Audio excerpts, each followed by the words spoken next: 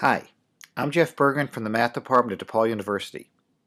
This is a video about your chances of perfectly predicting every game in the NCAA men's basketball tournament. I call this, where does 1 in 128 billion come from?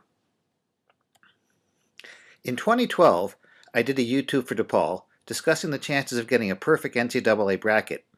It's available at YouTube at this address. Part of the reason we decided to make this video was the fascination with the enormous number 2 to the 63rd. That's 9.2 quintillion. A quintillion is a 1 followed by 18 zeros. That's the number of different ways to fill out an NCAA bracket if we ignore the 4 playing games. It's basically your chances of picking all 63 games correctly if you were just guessing or flipping a coin. However, as a basketball fan, a much more interesting question to me and to most other basketball fans is, what are your chances of getting a perfect bracket if you really know something about basketball? In the YouTube video, I put your chances at approximately 1 in 128 billion. For almost 2 years after the YouTube video, there was virtually no reaction to the number 128 billion. Most people remained interested in the number 9.2 quintillion, but then Warren Buffett offered $1 billion for a perfect bracket. And because of Mr. Buffett, people became interested in where the 1 in 128 billion figure came from. My goal was to come up with a number that was fairly easy to compute and at the same time was a good approximation of your actual chances of getting a perfect bracket. But I needed to make a few simplifying assumptions. These assumptions are open to debate and can be easily tweaked based upon past performances in the NCAA tournament. But I think these assumptions greatly simplify the problem and do produce a reasonable answer. My 2 basic assumptions were, 1. If you are a college basketball expert, your chances of getting a perfect bracket are probably pretty close to the chances of all the top seeds winning. And 2, it is not too hard to approximate the chances of all the top seeds winning.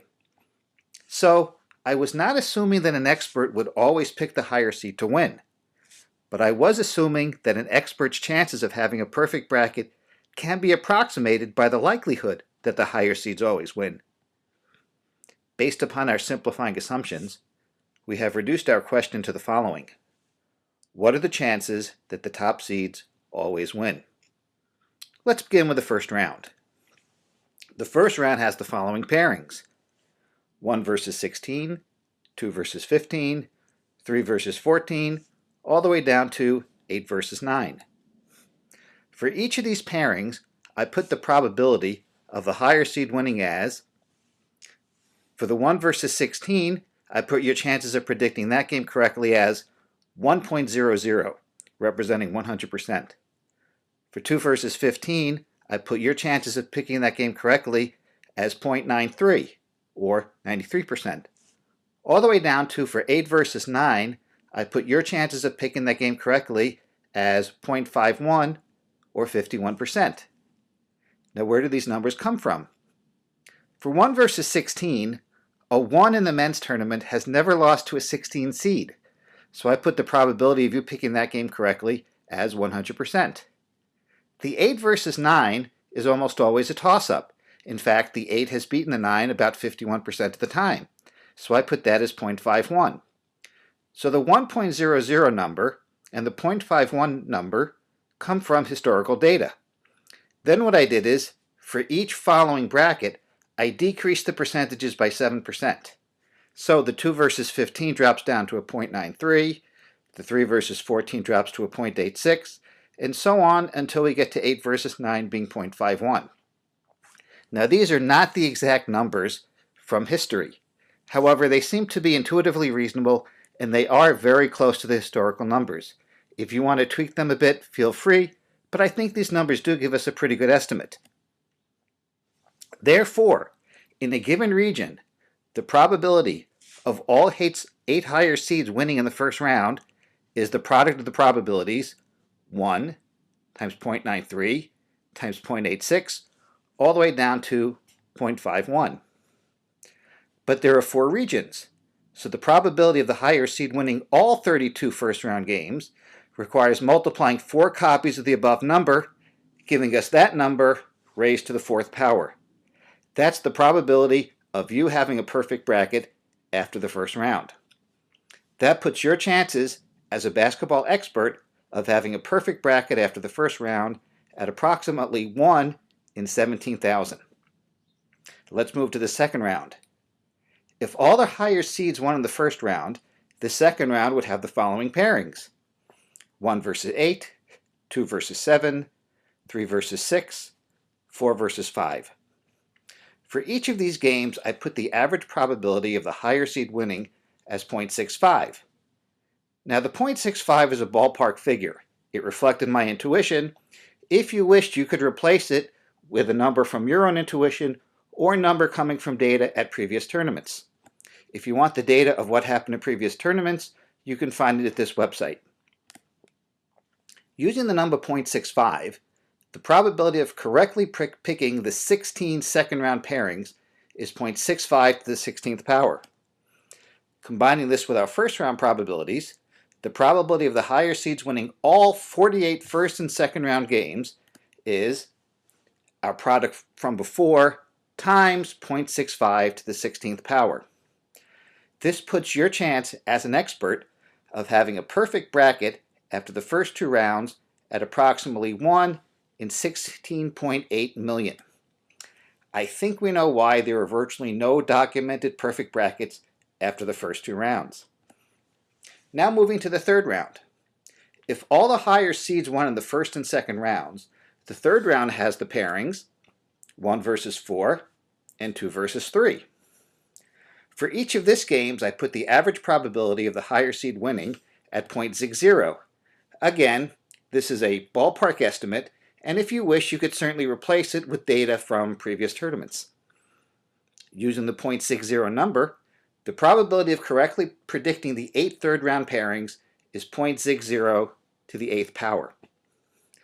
Combining this with our first and second-round probabilities, the probability of the higher seeds winning all 56 games in the first 3 rounds is the number we got for the first round times the number we got for the second round times the 0.60 to the 8th power.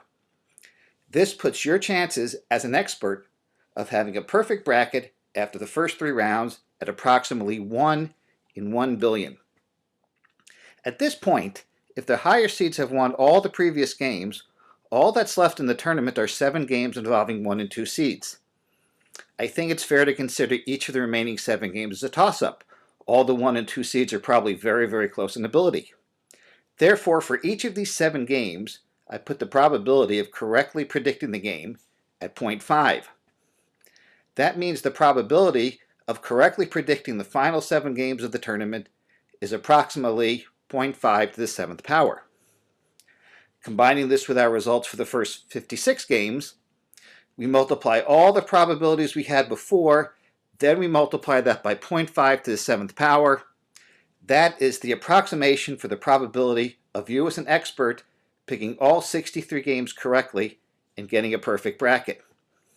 However, if you compute this product, it is approximately 1 in 128 billion. Therefore, an expert has approximately a 1 in 128 billion chance of getting a perfect bracket. So that's where the 128 billion number came from. My understanding is that Warren Buffett's $1 billion bracket challenge is limited to 10 million entries. Using the 1 in 128 billion number, the probability there is not a single perfect bracket from 10 million entries, assuming all entries come from people who know something about basketball, is you take 1 minus 1 over 128 billion and raise that to the 10 millionth power. This is approximately 0.9999. Therefore, there's a 99.99% chance that Mr. Buffett will not need to pay out the $1 billion. The number that we computed assumes that these 10 million entries are independent of each other. However, as Carl Bialik of 538.com pointed out to me, it might not be the case that the entries coming from people with knowledge of basketball are independent of each other. Mr. Bialik's point is worth considering. Indeed, if the 10 million entries coming from people with knowledge of basketball are not independent of each other, then it becomes even more unlikely that Mr. Buffett will need to pay out the $1 billion. There is no question that Mr. Buffett's bracket challenge is great fun and has given us much to talk and dream about. But the bottom line is that we don't need to lose too much sleep worrying about Mr. Buffett having to make $1 billion payoff. I hope you enjoyed this. Bye-bye.